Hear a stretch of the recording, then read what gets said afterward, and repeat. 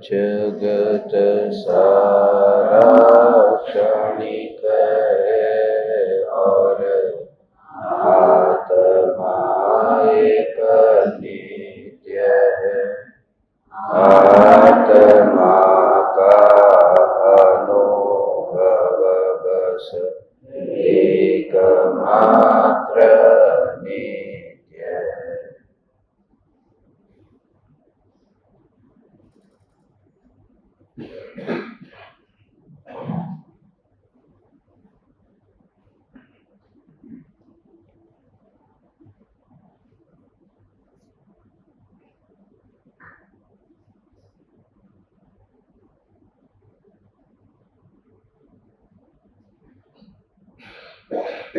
चैतन्य स्वभावी भगवान आत्मा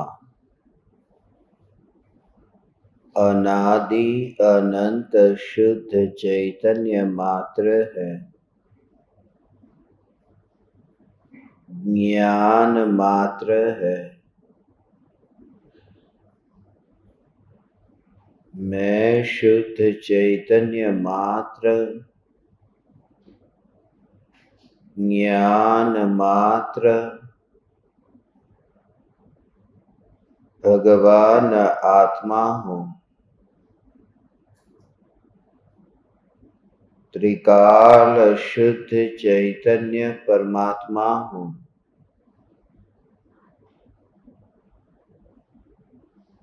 अनंत गुणाधिपति, एक ज्ञायक देव हूँ।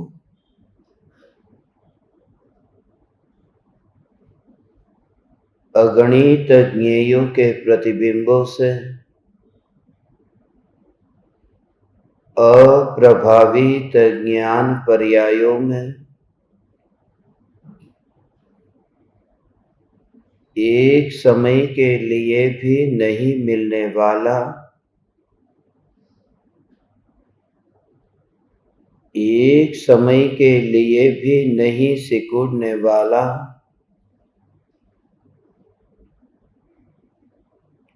त्रिकाल ध्रुव चैतन्य सत्ता मात्र भगवान आत्मा हूँ।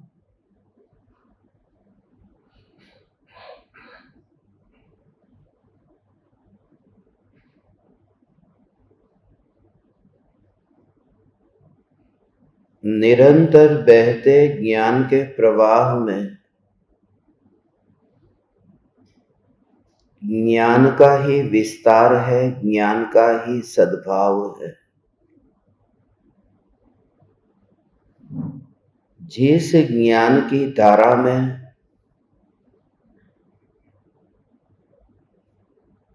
देह का और देह के लक्ष्य से उत्पन्न होने वाले विकारों का सर्वथा अभाव है, ऐसी जो ये निरंतर बहती ज्ञान की धारा है, ऐसा जो प्रति समय अनुभव में आता हुआ ज्ञान है, इस ज्ञान में ही ज्ञायक के दर्शन, यही आत्म दर्शन है, सम्यक दर्शन है।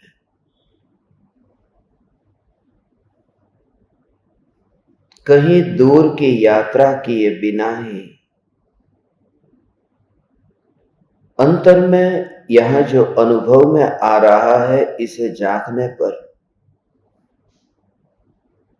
यही प्रत्यक्ष अनुभव में आता है कि ये जो अनुभव में आने वाली जो सत्ता है, यह ज्ञान है। अनुभव में जिसका मुझे वेदन हो रहा है, यह ज्ञान है। मैं स्वयं का ही अनुभव करता हूं, मैं स्वयं ही स्वयं में स्थित हूं।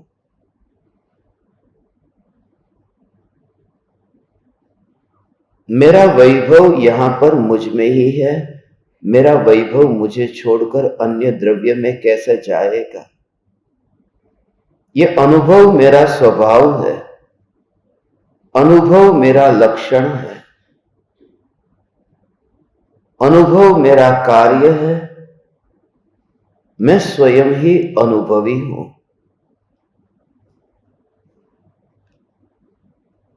पूर्वकृत कर्म के उदय के निमित्त से कितने भी संयोग और वियोग बाहर में आए, कैसे भी विकारों की उत्पत्ति हो, मगर यह अनुभव छूटता नहीं है। इस अनुभूति में उन संयोग और संयोगी भावों को प्रधानता दी नहीं है। इसलिए ज्ञेयों को ज्ञान में जानते समय भी यह स्पष्ट अनुभव में आता है कि यह ज्ञान ही है, यह मैं ही हूं। यहां इंद्रिया है ही नहीं,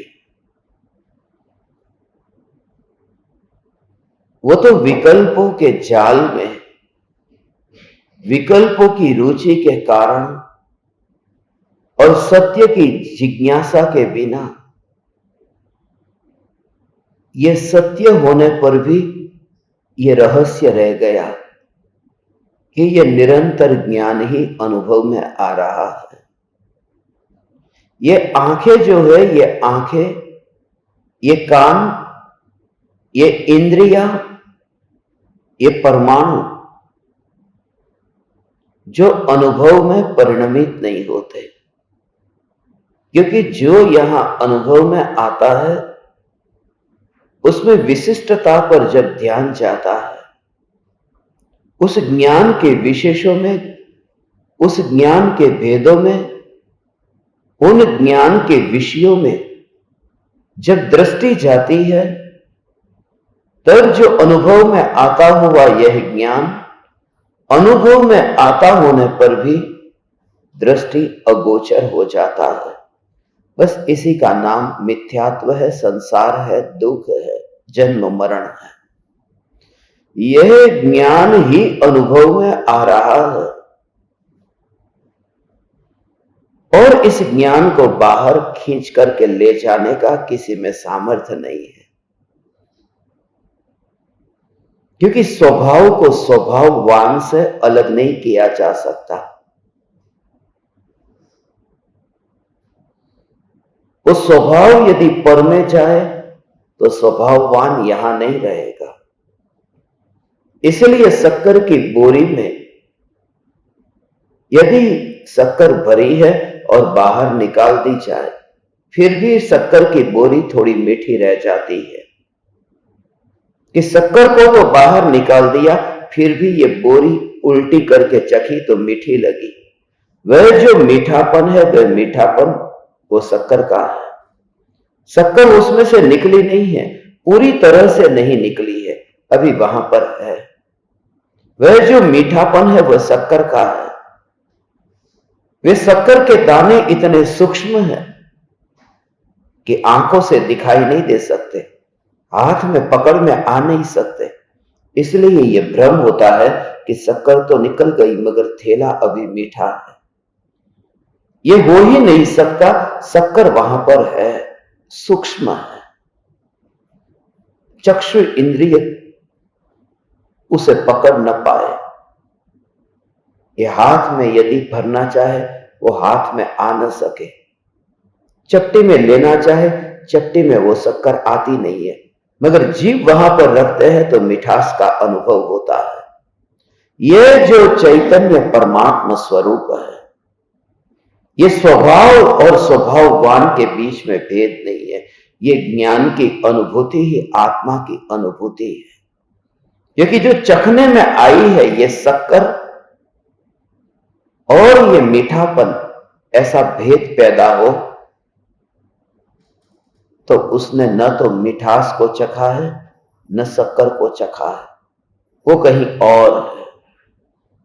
उसने उस वस्तु में ही दो भेद कर डाले, जो उसी का रूप था उसमें ही दो भेद किए, और वो कल्पना में इसलिए मिठास का आनंद नहीं ले पाता है और शक्कर की और दृष्टि नहीं कर पाता है। अनुभव में जो आया है मीठा रस, ये यही शक्कर है। उसमें दूर भेद करने की जरूरत नहीं है। उस समय इतना भी विकल्प नहीं, उपयोग को और गहराई में अंतर में लेकर के जाओ, उपयोग को और सूक्ष्म करो। उपयोग को सूक्ष्म करो। इस भाषा को सुनकर के ये मत समझना कि उपयोग के कर्ता तुम हो, मगर उपयोग में अभी बैठे हो, इस वजह से ये उपयोग की भाषा का उपयोग किया जाता है कि वहां पर ये भेद नहीं स्वभाव और स्वभाववान के बीच में, आत्मा की अनुभूति और आनंद का आह्लाद, विकल्प से निर्विकल्प और स्वभाववान से स्वभाव का प्रत्यक्ष जो अंतर में वेदन होता है, यही तो ज्ञान है, यही तो मैं हूं। जैसे ही गर्म लगा, उष्णता और अग्नि का भेद न करना। जैसे ही हाथ छुआ, ज्योति जल रही थी, हाथ लग गया, अरे ये गर्म लगा। अब अग्नि को कहां से आमंत्रण दोगे कि अग्नि किधर है, तो आजा, गर्म पना तो यहां है, अग्नि किधर है। जैसे ही ये गर्म ऐसा अनुभव हुआ, आग, मैं जल गया आग में। उष्णता में जल गया नहीं, उष्णता का अनुभव हुआ और आग, ये जल गया मैं। वो अग्नि को वहां पर भेद करके देखा नहीं है। ऐसे ही ज्ञान और भगवान आत्मा, इसलिए देह के परमाणु उस अनुभूति में कहीं नहीं है। इसलिए अनुभवी को हाथ नहीं होते, पैर नहीं होते। आत्मानुभवी को शरीर के अंग होते ही नहीं है। आत्मानुभवी को देह नहीं होता। इसलिए ये कहते हैं कि आत्मानुभवी वैदेही होता है। आत्मानुभवी दिखाई देता है भरत क्षेत्र में, मगर वो होता है विदेह क्षेत्र में। वो दिखाई देता है कि भरत की मुट्ठी को लेकर के यहां बैठा है, मगर उसमें जो अनुभव है वह अनुभव वैदेही का अनुभव है। और ऐसी अनुभूति उपयोग को गहराई में लेकर जाने से होती है। ये ज्ञान ही है जो प्रकट प्रत्यक्ष अनुभव में आ रहा है। भेद न करे, उस भेद में रस न ले, तो फिर हाथ नहीं रहेंगे, पैर नहीं, ये शरीर ही नहीं है। ज्ञान ही ज्ञान है, ज्ञान ही ज्ञान है। वहां कोई संसार नहीं है, वहां फिर ये रिश्तेदार नहीं है, दोनों का लोक अलग अलग है। यह दशा किसके बल पर आई कि ज्ञेयों का आकार जो था, उस आकार में अब रस नहीं रहा। अब इतना ही हुआ कि जो ज्ञेय था, ज्ञेयाकार था, वो ज्ञेयाकार होने पर भी वो अब पीछे चला गया, और जो ज्ञान का आकार था वह ऊपर आ गया। उसके पीछे पड़ा है वह ज्ञेय का आकार, मगर वह ढक गया है, वह छुप गया है। और जो छुप गया है वह हो तो कोई तकलीफ नहीं है, मगर उससे कोई फर्क नहीं पड़ता। होना नहीं, वो आवरण का हटना जरूरी है। जो वेदन होता है, उस वेदन के लिए होना पर्याप्त नहीं है। वो आवरण है या अनावरण। इसलिए होना सुख या दुख का कारण नहीं है, उसकी अनुभूति। होने में तो भगवान आत्मा अनादि काल से है, आनंद स्वरूप है, अनादि अनंत आनंद का घन पिंड है, ज्ञान का घन पिंड है, अनादि काल से परिपूर्ण परमात्मा है, सिद्ध है। मगर यह है, होना आनंद का कारण नहीं है। अनुभूति हो तो आनंद है। शक्कर के होने से ही थोड़ा मीठे का रस आता है, वह जीभ पर अनुभव में आए। अनुभव से आनंद है, होने से नहीं। इसलिए सत्ता का जोर रख करके यहां अनुभूति में कार्य हो।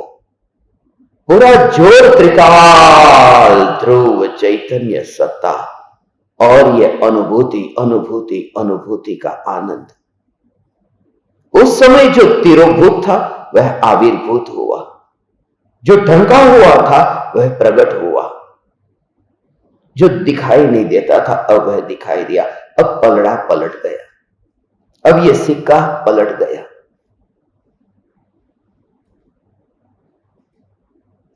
अब जो पूंछ वाला भाग था वही सिर वाला हो गया। अब सिर दिखता है, उसका मतलब यह नहीं है कि पूंछ कट गई है, सिर्फ दिखाई देना बंद हो गया। ये जो व्यक्त है उस व्यक्त में ही, ये जो आविर्भूत है उस ज्ञान में ही ज्ञान का अनुभव ज्ञेय है, ज्ञेय की अवस्था है, ज्ञेय का आकार है, मगर वह तिरोभूत है। जब इस प्रकार से भेद ज्ञान होता है, होना वहां पर नहीं दिखाई देता। व्यक्त क्या है, अनुभव में कौन आ रहा है।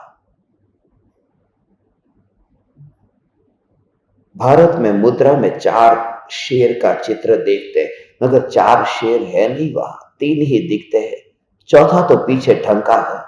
ढंका है उसका मतलब यह नहीं है कि वो नहीं है, वो तो रहता है, सिर्फ वो आवरण आ गया, पीछे ढंका है।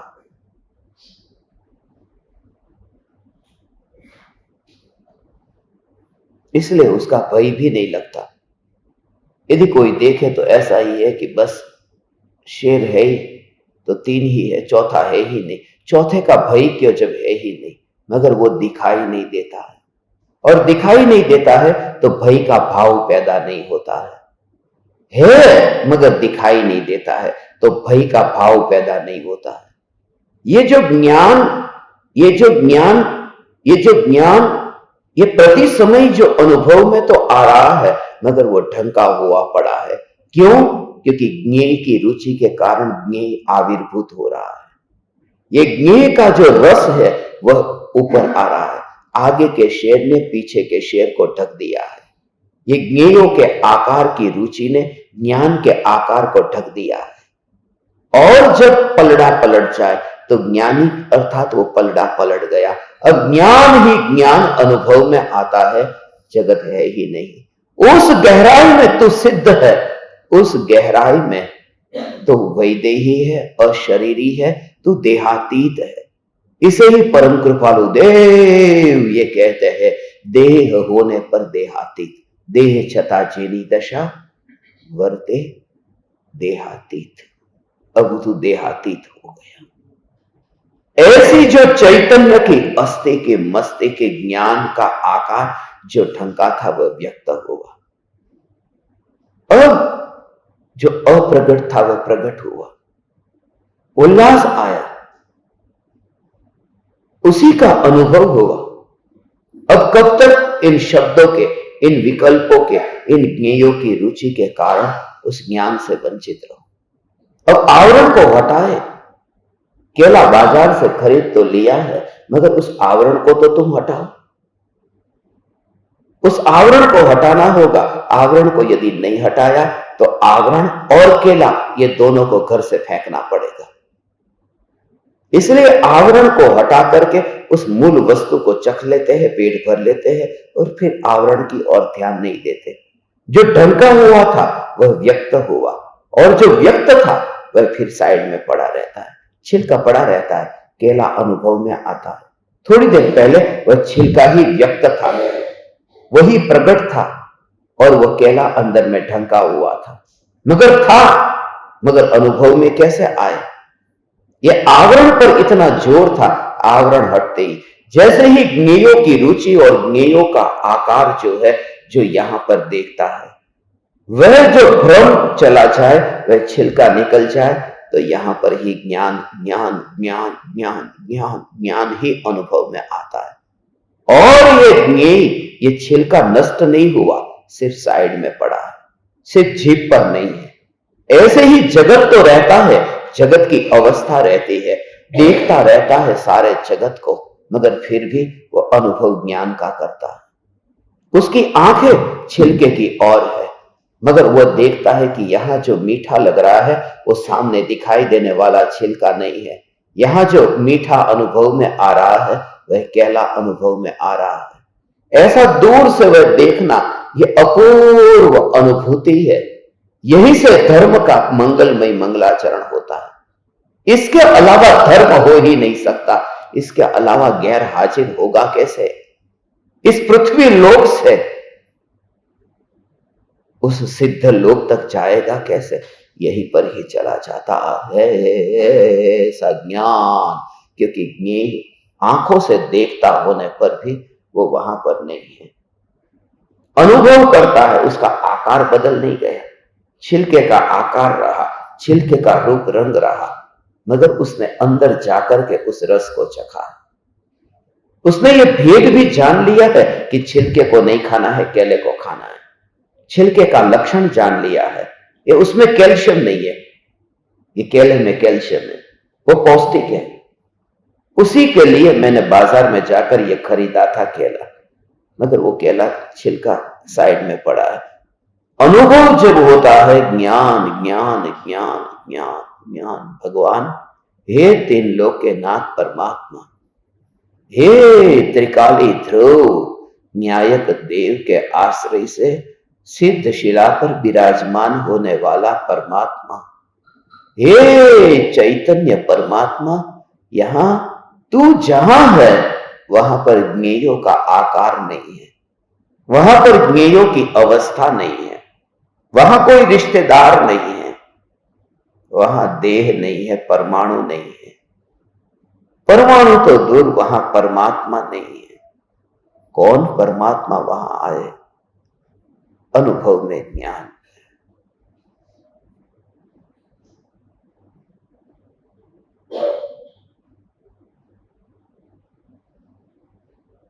इसी अभ्यास से जिस समय तुम पाओगे उस समय तुम्हें पता नहीं क्या होगा, हंसी आएगी या रोना आएगा, पता नहीं, मैं नहीं कह सकता।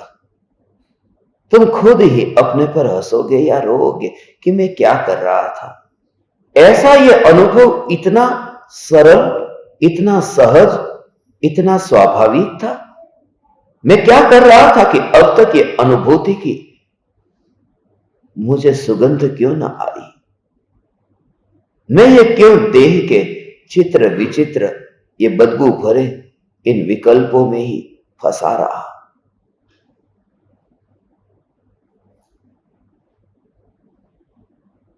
ये सत्संग और कुछ नहीं करता, तुम्हारे नासापुटों को, नाक के छिद्रों को खोल देता है। जो तुम्हें नहीं सूंघने में आता था वह अब सूंघने में आता है, जो अनुभव में नहीं आता था वह अनुभव में आने लगता है। वहां से यहां आना होता नहीं। इसलिए दूर के पदार्थों को देखने को नहीं कहता, देह को ही देख लो। इसलिए अपनी हथेली को ही देख लो, अपने हाथ को ही देखो, आंख बंद किए बिना ही हाथ का दर्शन करो, इन परमाणुओं को निरीक्षण करो, इन परमाणुओं के बारे में सोचो, इन परमाणुओं के स्वभाव में कहां पर चैतन्य पना है, इन परमाणुओं में कहां पर अनुभूति है, और मुर्दे के साथ में इन परमाणुओं की फिर तुलना भी करो। मुर्दे के परमाणुओं के साथ में इन परमाणुओं की तुलना करने पर जो समानता दिखाई दे, तब तुम्हें लगे कि कौन है जो यहां अनुभव में आ रहा है। ये जो अनुभव किसे हो रहा है, फिर ये परमाणु है वह कौन है? ये जो है, ये पिंड है, ये कौन है? ये ऐसे ही है, इस जगत में अनंत परमाणु वास करते हैं। ऐसे ही ये देह भी यहां पर है, इसे देह कहते हैं।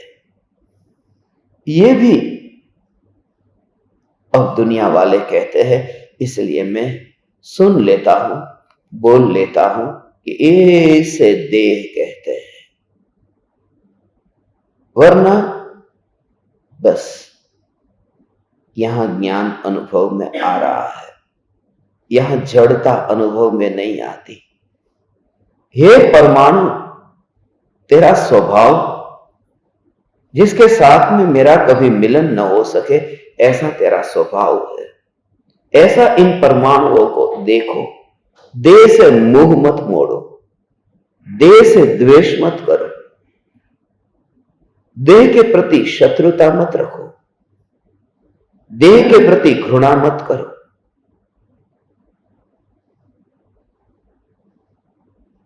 सिर्फ इतनी जागृति रहे कि जो अनुभव हो रहा है वो ये देह के परमाणु का स्वभाव नहीं है। ऐसा नहीं कि मैं देह में रह करके साधना करना चाहता हूं, इसलिए इस देह से मैं नफरत नहीं करता। इस देह का अपराध क्या है कि मैं देह से घृणा करूं? इस देह ने मेरा बिगाड़ा क्या है कि मैं इस देह से नफरत करूं? इन परमाणुओं को क्या पता कि ये परमाणु है? मैं इन परमाणुओं के नफरत कैसे करूं? क्योंकि इन परमाणुओं ने मेरा कुछ भी नहीं बिगाड़ा। उसका प्रमाण ये अनुभूति है। ये जो मुझे अनुभव में आ रहा है यही तो प्रमाण है कि ज्ञान अनुभव में आ रहा है। इन परमाणुओं ने मेरा कुछ भी नहीं बिगाड़ा। फिर दर्पण के सामने देह को प्रतिबिंबित होता हुआ देखो। बैठ जाओ तुम दर्पण के सामने, बैठ जाओ तुम ज्योति के पास में, बैठ जाओ तुम नदी के किनारे पर और देखो बहते पानी को। बैठ जाओ तुम खुले आकाश के नीचे, निरीक्षण करो उस सूर्य का और वहां से लौट आओ। फिर अपने में दृश्य से अदृश्य की ओर आ जाओ, रूपी से अरूपी की ओर आ जाओ, व्यक्त से अव्यक्त की ओर आ जाओ। और तब ये परमाणु भी रहते हैं, क्रिया भी होती रहती है, अंतर में अनुभव की धारा चलती रहती है। प्रत्येक क्रिया में तुम जो भी सुबह से लेकर तुम झाड़ू लगाने का काम करो, फिर वो क्रिया उसमें जब ये देह और ये टेबल कुर्सी उसमें भी अब भेद नहीं दिखता। क्यों? क्योंकि वो जो ज्ञान अनुभव में आ रहा है उस ज्ञान को ये परमाणु कुछ भी नहीं करते। इसलिए मैं नफरत क्यों करूं उस छिलके से? छिलके से नफरत तो मैं तब करूं यदि छिलके ने इस केले के रस के मीठेपन को, इसके पौष्टिक तत्वों को उस छिलके ने अपने में छीन ली करके रख दिया हो, मगर छिलके ने कुछ भी नहीं छीना। इसलिए तो बिल्कुल सहज होकर के छिलका उतार करके साइड में रख देते। द्वेष कर दूं, खत्म कर दूं, उसे काट दूं, उसे जला दूं, कोई भाव नहीं है। इतनी सहजता, मगर वहां तो इतना भी भाव आता है कि छिलकों को उतार के रख दूं। यहां तो देह को उतार के रखो, वह भी भाव नहीं आता। क्योंकि ज्ञान की महिमा इतनी आती है कि जो ज्ञानाकार जिसका तिरोभूत होना था वही आविर्भूत हो गया और ज्ञेयाकार जो था वह तिरोभूत हो गया। सिर्फ दृष्टि बदल गई। ऐसा में चैतन्य परमात्मा तत्व ये ज्ञान ज्ञान ज्ञान ज्ञान ज्ञान ज्ञान अंतर में ही ज्ञेयों के आकार की अपेक्षा के बिना कौन सा ज्ञेय है उस ज्ञेय के विशेषों में जाए बिना एक ही कि यहां बस ज्ञान, उसे विकल्प ही नहीं आता। कौन सी सब्जी में तुम नमक को डालो तो ब्लड प्रेशर होगा। डॉक्टर ने जो ब्लड प्रेशर वाले को मना किया है कि नमक मत खाना, वो किस सब्जी के साथ में मिलाकर मना किया है? सब्जी तो बोले ही नहीं, नमक को मत खाना, नमक को मत खाना, सब्जी कोई भी हो। और जब कहे कि तुम सब्जी में नमक को खाओ, फिर इस सब्जी में नहीं। तुम ये देखना कि खारापन का अनुभव यदि तुम्हें होता है, बस बस वहां पर बस सब्जी कौन सी ये मत देखना। खारेपन का अनुभव हुआ, बस ऐसे ही कौन सा ज्ञेय, वो ज्ञेय कौन सा जानने में आया नहीं, ये अनुभव ज्ञान का हुआ। और तुरंत अलग करो लक्षण से कि ये सब्जी खारी है ही नहीं, ये नमक ही खा रहा है, ये नमक खा रहा है, क्योंकि ये नमक का स्वभाव है। भले दिखाई नहीं देता है नमक सब्जी में डला है, मगर लक्षण से कैसे तात्कालिक पहचान कर लेते हैं कि अरे नमक। ऐसे ही ये अनुभव में आता है, ऐसे ही कि ज्ञान और ज्ञेय तो वहां आता नहीं है, मगर ज्ञेयों का जो आकार यहां पर है वह उसको देखता है, ज्ञेयों के आकार को जो यहां तैयार हुआ, ज्ञेयों का आकार। मगर उस आकार को भी अब तिरोभूत करके ज्ञानाकार को आविर्भूत करे। उस ज्ञेयाकार को, बहुत सूक्ष्म बात है, कोई विरला सौभाग्यशाली सौभाग्य ही ये समझ सकता है जो इस वाणी के साथ में यात्रा करता हो अंतर में जाने की, उसे ही ये समझ में आ सकता है। वो गिने चुने हैं, 2-4 ही ऐसे बैठे, बाकी मनोरंजन के लिए बैठे। वो ऐसे जो अंतर के भाव को निचोड़ के समझ सके कि ये जो ज्ञान ज्ञान ज्ञान ज्ञान जिसमें ज्ञेयों का आकार नहीं है, वो तो ढक गया है। ढक गया माने क्या? वो किसी को उसको वहां पर कपड़ा ढाका, ऐसा ढका नहीं। उसके बीच में कोई आ गया, ऐसा कुछ नहीं। सिर्फ प्रयोजन किसका है वह देख लिया भगवान। अभी तुम्हारे संस्कार चैतन्य के दृढ़ हो रहे हैं, तुम्हारे भीतर में ये बीजारोपण हो रहा है। सम्यक दर्शन की प्राप्ति, सम्यक दर्शन के जन्म का यही बीजारोपण है। मगर सत्य स्वरूप को समझते हुए विचार करो। सब्जी को ढाकना नहीं था, वो सब्जी ढक गई, उसे कहते हैं बस।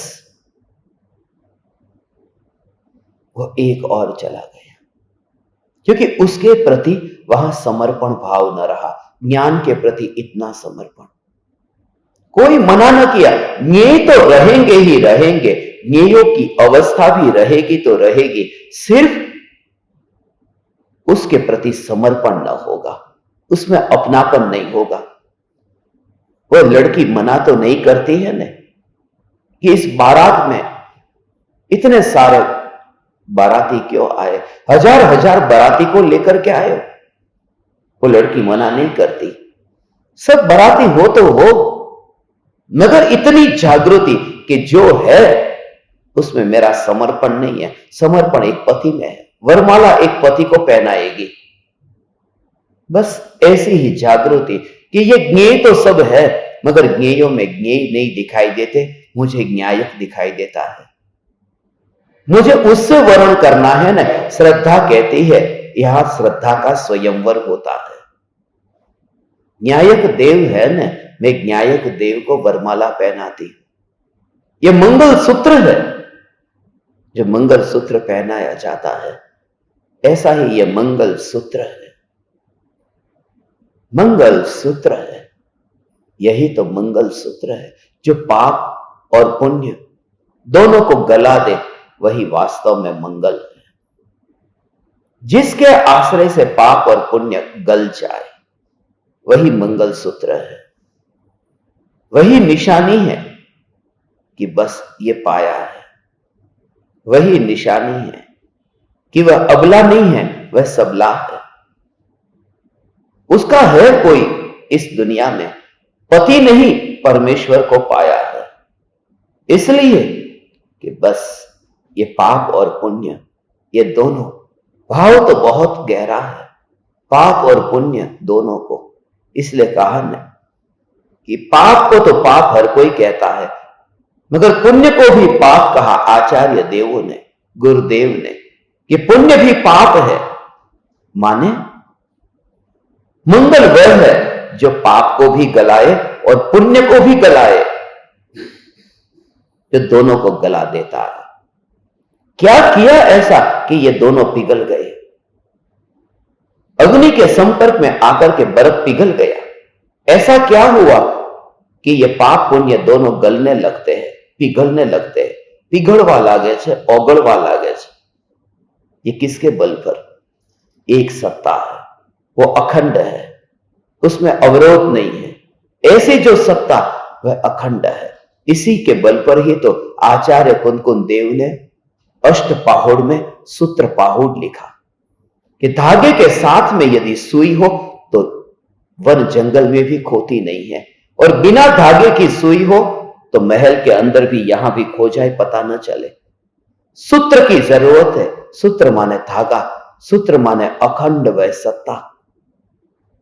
ऐसी चैतन्य सत्ता जो सूत्र है, जो अखंड है, और जिसके आश्रय से पाप पुण्य गल जाते हैं। इसलिए चैतन्य सत्ता का दूसरा नाम मंगल सूत्र है। ये तो सोना और चांदी का ये मंगल सूत्र पत्नी को पहनाते, ये तो थोथा है। ये तो कीचड़ से बना हुआ मंगलसूत्र है, ये तो मिट्टी का मंगलसूत्र है, ये तो पृथ्वी का एक जीवों के मुर्दे हैं जो कभी खदान में थे, आज सोना होकर बाहर निकले।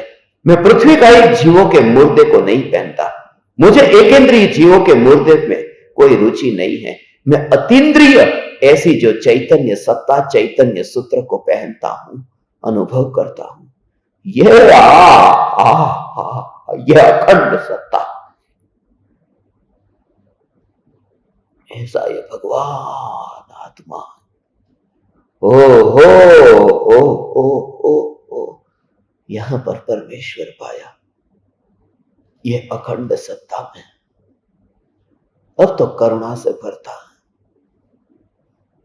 अब तो ये झूठा सुहाग गले में लटकाने में रस नहीं रहता।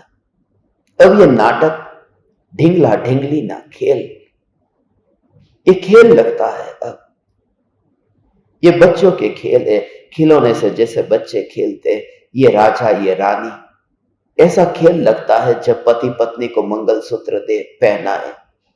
ये सब खेल लगता है, ये सब व्यर्थ का ऐसा असार लगता है, क्योंकि उस विराट सूत्र को देखा, उस मंगलसूत्र को देखा, धन न खर्चा मगर परम धन पा लिया, किसी का ऋण न चढ़ा मगर ऋणानुबंध से मुक्त हो गया।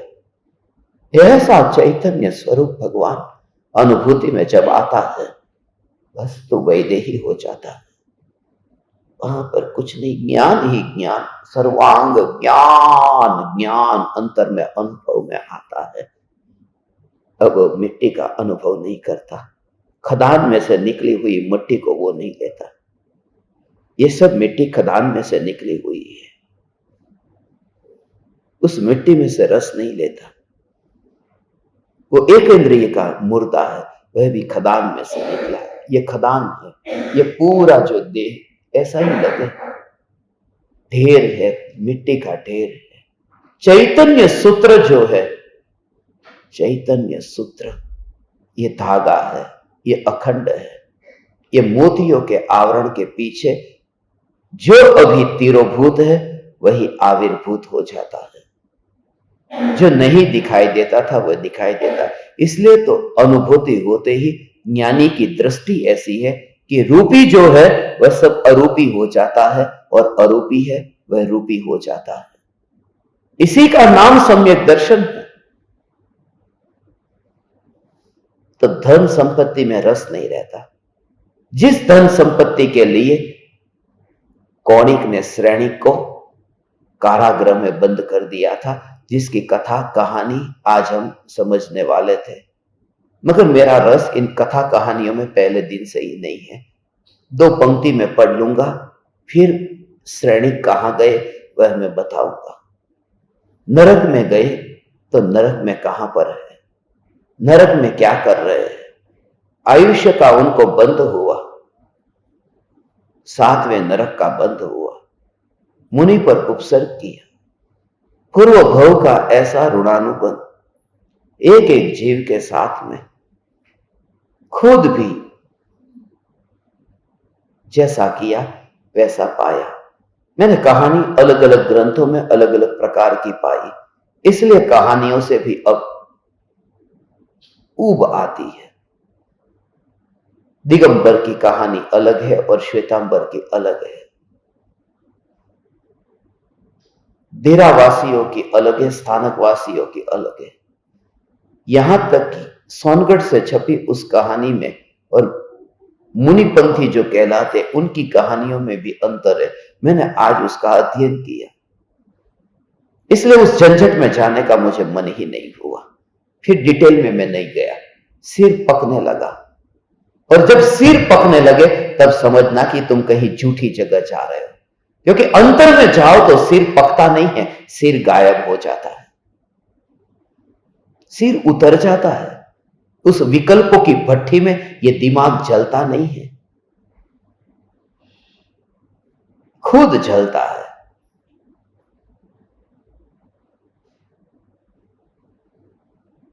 कौणिक श्रेणिक का पुत्र था। बेटे को बाप से संपत्ति चाहिए, हर एक बेटा चाहता है, लोभी बेटा तो चाहता है,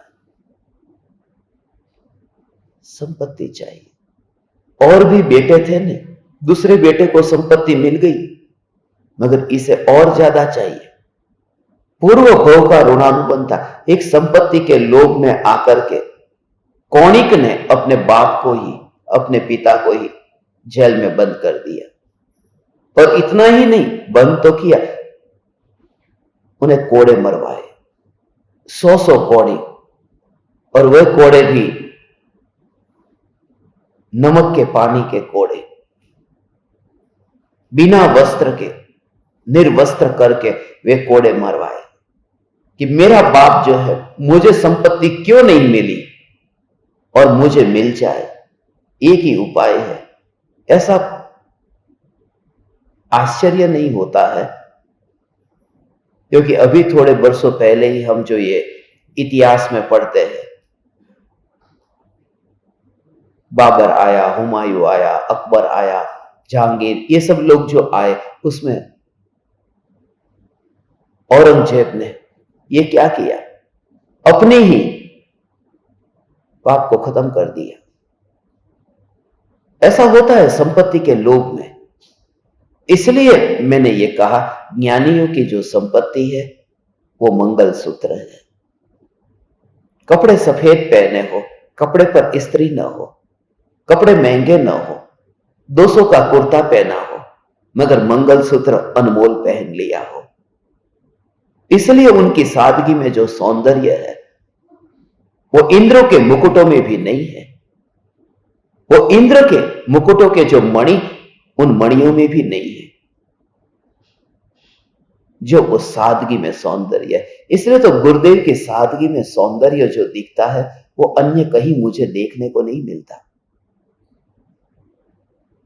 ऐसा नहीं कि वो सादगी को धर्म कहते हैं, ऐसा नहीं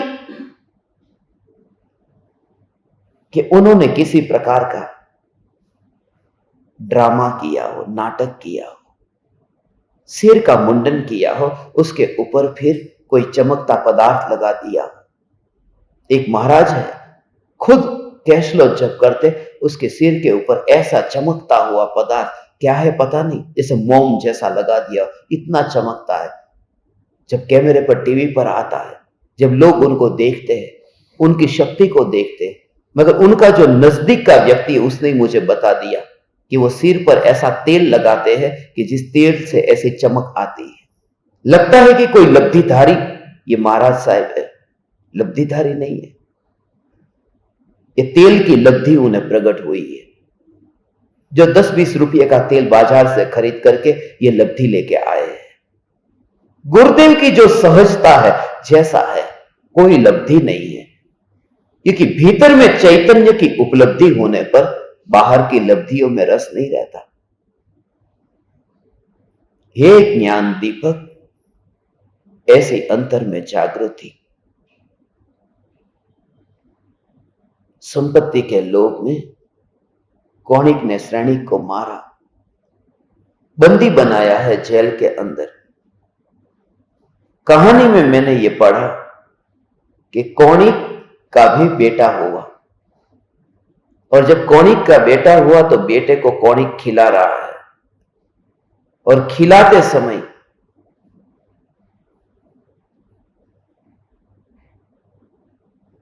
खाता है, खिलाता है, अपनी गोद में बेटे को रख करके, ऐसे ही वहां पर ही उसने मल का विसर्जन कर दिया। फिर भी वो खाता रहा।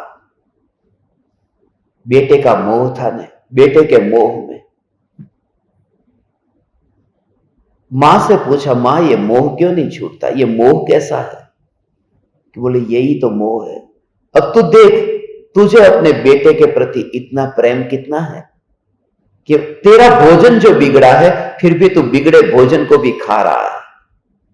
और मैं तुझे बता दूं, तेरे पिताजी जब तू बच्चा था तो तेरे प्रेम से भी हजारों गुना प्रेम तेरे पिता का तेरे ऊपर था, जिसको तूने आज जेल में बंद करके, संपत्ति के लोभ में, भोगों के लोभ में तूने कारागृह में बंद करके रखा। गया नरक में, श्रेणिक भी नरक में गए, कौणिक भी नरक में है, मगर दोनों का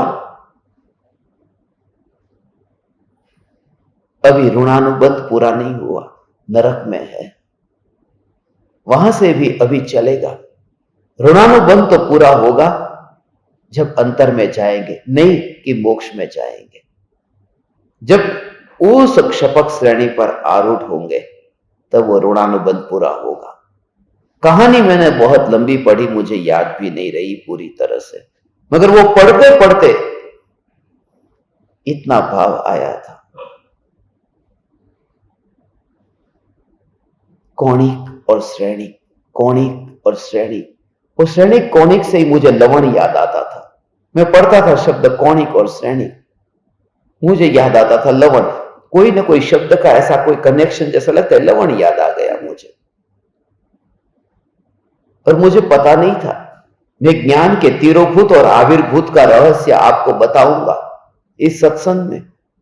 वो श्रेणिक की कहानी और कौणिक की कहानी अभी थोड़ी देर पहले पढ़ा कि लवण आ गया याद, कि तरह तरह के व्यंजनों में मिला हुआ लवण, वह जब अनुभव में आता है तो वो लवण का ही स्वाद अनुभव में आता है। नरक में अभी श्रेणिक है, आनंद की घटाघटी, आनंद को पीते हैं, दुख नहीं है, श्रेणिक को दुख नहीं है। नरक में जन्म हो, क्षायिक सम्यक दृष्टि का नरक में जन्म होना।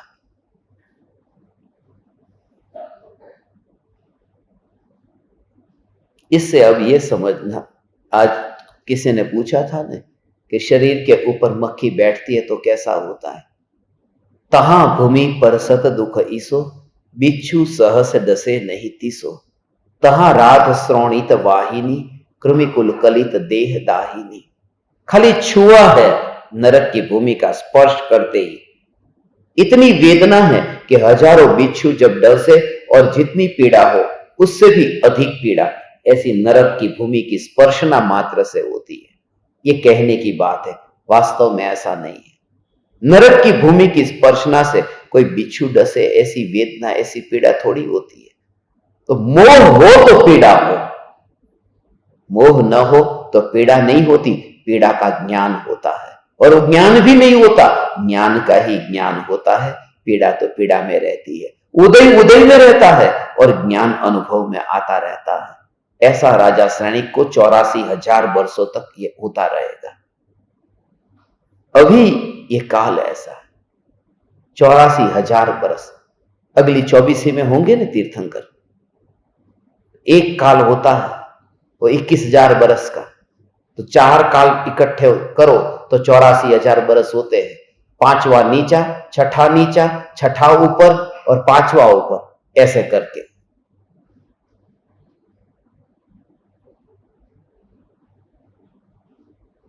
बहुत इसका सूक्ष्म भाव है, मगर आज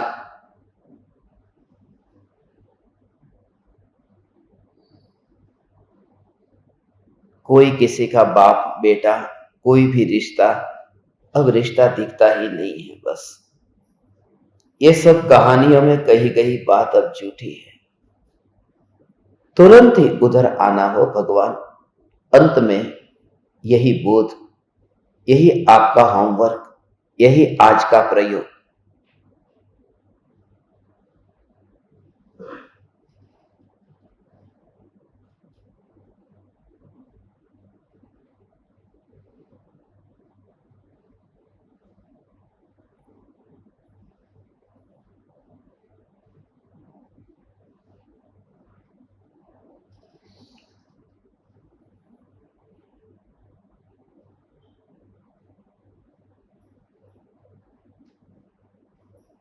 इस ज्ञान में जो अनुभव में आ रहा है ये ज्ञान ही है, और कोई ज्ञेय है ही नहीं। फिर उन ज्ञेयों से क्यों राग और क्यों द्वेष। और दृष्टांत ये याद रखना आपको रिमाइंडर के लिए, जब केला जीभ पर अनुभव में आ रहा है तो छिलके से क्यों राग द्वेष करना। अनुभव में आ रहा है वो यहां है और छिलका वहां है। ऐसे ही जो भी जगत है वह वहां है और अनुभव यहां हो रहा है। मैं जहां हूं वहां क्या है? अनुभव है। अनुभव के अतिरिक्त कुछ भी नहीं है, यहां अनुभव ही अनुभव है। और जो अनुभव है ना, जैसे यहां पर तुम्हें खाली केला जीभ पर रखा और मीठा, ये मीठा ऐसा जो अनुभव हुआ, उस अनुभव के पापा का नाम क्या है? उस अनुभव के बेटे का नाम क्या है? उस अनुभव के भाई और बहन का नाम क्या है? उस अनुभव का तुम्हें कैसा बचकाना लगता है? ज्ञानी को ऐसा ही लगता है कि यहां जो मेरा स्वरूप है, मैं तो अनुभूति स्वरूप हूं और इस स्वरूप का कोई बाप बेटा होता ही नहीं है, न श्रेणिक होता है, न कौणिक होता है। अनुभव ही अनुभव रहता है। ओ अनुभव ही अनुभव है। तो उस अनुभव को ही मुख्य करो।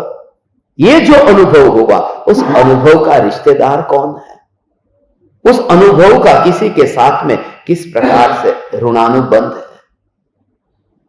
बस मेरी पहचान अनुभूति है। अनुभूति का संसार होता है, अनुभूति का मोक्ष होता है। और ये तो पुद्गल की अनुभूति की बात कर रहा हूं। यहां तो कहते हैं ज्ञान में ही ज्ञान की अनुभूति, ज्ञान में मिठा की नहीं, ज्ञान में ज्ञान की अनुभूति। जड़ की अनुभूति का कोई मां बाप नहीं होता है, तो ज्ञान में ज्ञान की अनुभूति में बाप बेटा कोई रिश्ता है ही नहीं, तो मुक्त होने का भी भाव नहीं आएगा। उसमें समा जाना अनंत काल के लिए, इसका नाम धर्म है। तू पा गया इस धर्म को। मैं अत्यंत आनंदित हूं, आप परमात्माओं ने इसके भाव को ग्रहण किया, समझ पाए।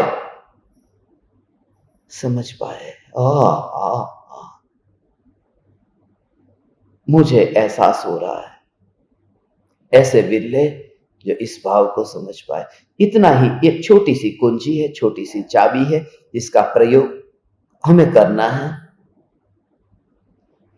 हो सके तो ये फिर से मैं आज जो आपको अनुभूति के बारे में कहा, रात को सोने से पहले अवश्य भेजूंगा, इसे सुनना। कल दोबारा मिलेंगे उससे पहले। बस प्रयोग क्या करना है, अनुभूति का किसी के साथ संबंध नहीं होता। मैं अनुभूति मात्र हूं, अनुभूति मात्र हूं, बस अनुभूति मात्र हूं। तब तुम्हारी आइडेंटिटी, ये पहचान बदल जाएगी। भगवान, मैं अनुभूति मात्र हूं।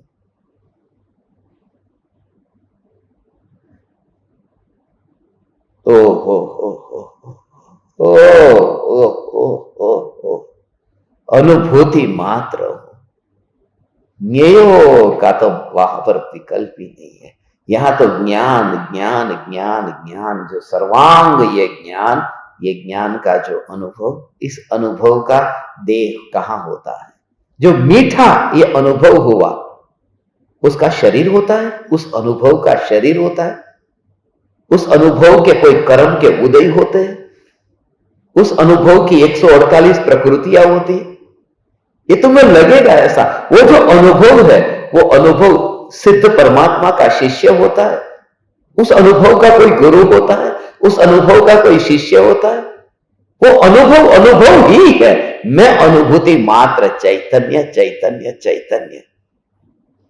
हे श्रेणी, हे कौणी, मैं आपको मेरे हृदय के अंतःकरण से प्रणाम करता हूं कि आपके दोनों के नाम मात्र से ही मेरा इतना समय सत्संग में रहा।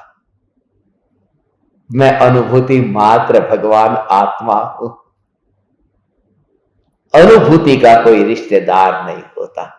अनुभूति के पास में कोई आता नहीं है, अनुभूति के पास में कोई नहीं आता। जब मिठाई चखी और कमरे में कोई आ गया, उस अनुभूति के पास में कोई आया है? वो तो कमरे में तुमने देखा ना। अनुभूति को ही देखो तो वहां तो कोई आता ही नहीं है। ऐसा अनुभव करता हुआ कोई भी संयोग मुझे मिला नहीं है और संयोगी भाव मेरे पास आया नहीं है। ऐसा अनुभूति मात्र में चैतन्य चैतन्य चैतन्य। अभी 5 मिनट में हम यहां पर परम कृपालु देव के वचनामृत के 537 नंबर का जो पत्र है उस पर हम सत्संग करेंगे। अभी इतना ही। अहो अहो श्री सद्गुरु करुणा सिंधु अपार, इस पामर पर प्रभु किया अहो अहो उपकार, अहो अहो उपकार। देह सहित जिनकी दशा वरते देहातीत, उन ज्ञानी के चरण में हो वंदन अगणित, हो वंदन अगणित।